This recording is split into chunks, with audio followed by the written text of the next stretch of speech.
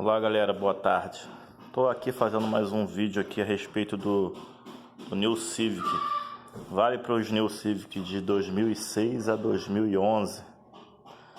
Então se você está com problema na suspensão, principalmente um barulho toque-toque do lado direito, e você já trocou amortecedor, já trocou colchinho de amortecedor, já pintou o diabo e nada resolveu, então vale aí uma dica para você trocar o colchinho do motor, que é responsável aí por pelo menos 80% dessa vibração, desse toque-toque, essa aparência de colchinho do amortecedor danificado ou amortecedor estourado.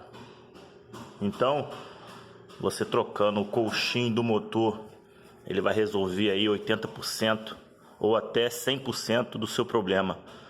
E você talvez imaginando que possa ser amortecedor, bucha de balança ou colchinho do amortecedor, vale a pena aí você tá trocando aí o colchinho do motor.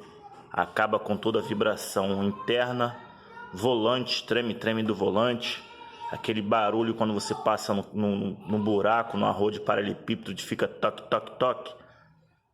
Talvez melhore 100% com a troca do colchinho do motor.